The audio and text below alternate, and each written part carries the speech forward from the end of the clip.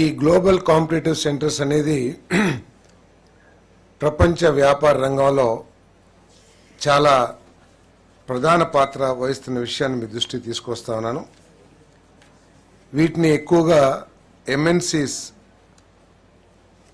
Foreign కంట్రీస్లో ఎక్కువగా స్థాపిస్తూ ఉన్నారు.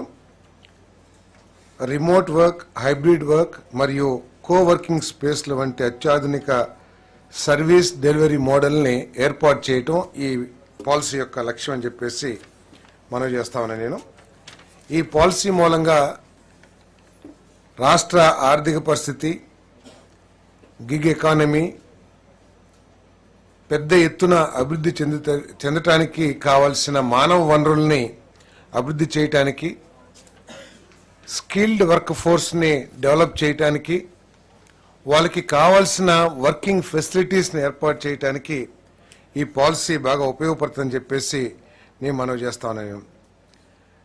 ఈ పాలసీ 2000 స్వర్ణాంధ్ర విజన్ 2047లో భాగంగా ఒకే కుటుంబం, ఒక కుటుంబానికి ఒక పారిశ్రామికవేత్త ఏదైతే ఆలోచన ఉందో గౌరవ ముఖ్యమంత్రి గారి ఆలోచన, ఆ ఆలోచన లక్ష్యాలను సాధించడం కోసం ఈ పాలసీ ఉపయోగపడుతుందని చెప్పేసి కూడా ఈ సందర్భంగా తెలియజేస్తా ఉన్నాను.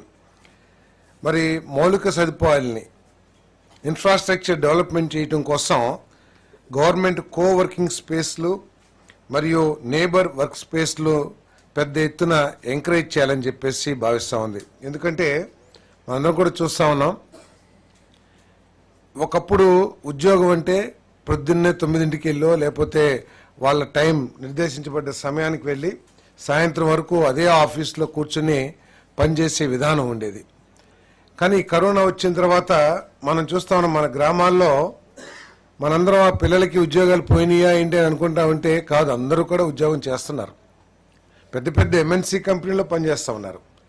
అయినా కూడా వాళ్ళందరూ కూడా వాళ్ళ గ్రామాల నుంచి, వాళ్ళ ఇంట్లో నుంచి వాళ్ళు పనిచేసి వర్క్ ఫ్రమ్ హోమ్ ఏదైతే ఉందో ఆ వసతిని వినియోగించుకుంటున్న విషయం మనందరం కూడా చూస్తూ ఉన్నాం. దానికోసం అని చెప్పేసి ఈ కోవర్కింగ్ స్పేస్ని, అదేవిధంగా నేబర్ వర్క్ స్పేస్ని డెవలప్ చేయాలని ఈ ప్రభుత్వం ఆలోచన చేస్తుంది. దానికోసం ఎవరైనా డెవలప్ చేస్తే వాళ్ళందరికీ కూడా మరి ఇన్సెంటివ్స్ ఇచ్చే కార్యక్రమం కూడా చేయబోతున్నామని చెప్పేసి మనం చేస్తాను. కోవర్కింగ్ స్పేస్ అంటే కేవలం ఐటీ కంపెనీ పెట్టేసి ఉద్యోగం అయిపోగానే వాళ్ళ ఇంటికి వాళ్ళు వెళ్ళిపోతారు, అట్లా కాకుండా ఒకే సెంటర్ని ఏర్పాటు చేసి ఐటీ కంపెనీ, అక్కడే షాపింగ్ కాంప్లెక్స్, అక్కడే ఇంకేదన్నా ఎంటర్టైన్మెంట్ సెంటర్స్ కానివ్వండి, ఆ విధంగా ఒక కాంప్లెక్స్ లాగా తయారు చేయటం కోవర్కింగ్ స్పేస్లో భాగంగా చేస్తాం. అదేవిధంగా నేబర్హుడ్ వర్కింగ్ స్పేస్ ఏదైతే ఉందో ఆ డెవలపర్స్ ఇది మెయిన్గా తిరుపతి, వైజాగ్, విజయవాడ, అమరావతి ఇటువంటి పెద్ద సెంటర్స్లో ఉంటాయి. దీనికి అనుబంధంగా పల్లెటూరులో కూడా లేకపోతే చిన్న చిన్న సెంటర్ మండల్ హెడ్ క్వార్టర్స్లో కూడా ఈ కోవర్కింగ్ స్పేస్ ఏర్పాటు చేసి అక్కడ ఆ విలేజెస్లో కూడా వాళ్ళందరూ కూడా పనిచేసే ఎన్విరాన్మెంట్ని కల్పించాలనేది ఈ పాలసీ యొక్క లక్ష్యం అని చెప్పేసి మనం చేస్తా ఉన్నాను నేను.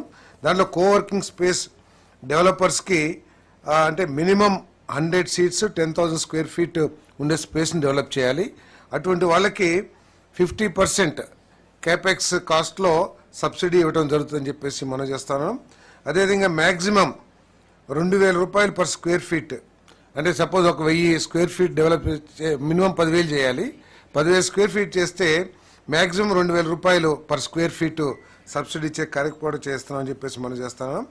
మరి అదేవిధంగా ఈ subsidy 50% of the building space కట్టడం కానీ అది అయినాకే రిలీజ్ చేస్తారని చెప్పేసి కూడా ఈ సందర్భంగా తెలియజేస్తాను. అదేవిధంగా 2,000 రూపీస్ పర్ సీట్, అంటే ఒక 100 మందికి గనక వర్కింగ్ స్పేస్ ఏర్పాటు చేస్తే ఆ 100 మందికి 2,000 రూపీస్ కాదు కానీ 2 lakhs రూపీస్ 6 monthsకి ఇన్సెంటివ్గా ఇచ్చే కార్యక్రమం కూడా చేయబోతుందని చెప్పేసి మనం చేస్తాను.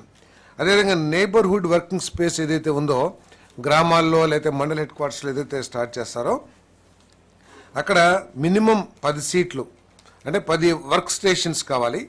Minimum 1,000 square feet developed area ఉండాలి. అంటే ఒక చిన్న స్పేస్లో కూడా దాంట్లో ఒక 10 మంది పనిచేస్తే ఆ మండల హెడ్ క్వార్టర్స్లో వాళ్ళకి 50% కేపెక్స్ కాస్ట్, అదేవిధంగా 1000 rupees per square feet, 80% subsidy release చేస్తాం. అది 50% వర్క్ అయిపోయిన తర్వాత వాళ్ళకి 1000 రూపీస్ పర్ సీట్. సపోజ్ ఒక 10 సీట్లు పెట్టారనుకోండి, 10,000 రూపాయలు 6 నెలల రూపాయలు 6 నెలలు ఇచ్చే స్కీమ్ ఇన్సెంటివ్స్ ఇస్తామని చెప్పేసి కూడా మీకు మనం చేస్తాను. అదేవిధంగా ఐటీ క్యాంపస్ అంటే మీకు తెలిసిందే, చాలా పెద్ద 5 లక్షలు పైబడి ఉండే ఫ్లోర్ ఏరియా ఏదైతే ఉంటుందో ఆ ఐటీ క్యాంపస్లో ఎవరైనా ఏర్పాటు చేస్తే వాళ్ళకి 50% క్యాపిటల్ సబ్సిడీ ఇస్తారు. 2,000 రూపాయలు పర్ స్క్వేర్ ఫీట్ ఇవ్వడం జరుగుతుంది, అదే 5 సంవత్సరాల్లో.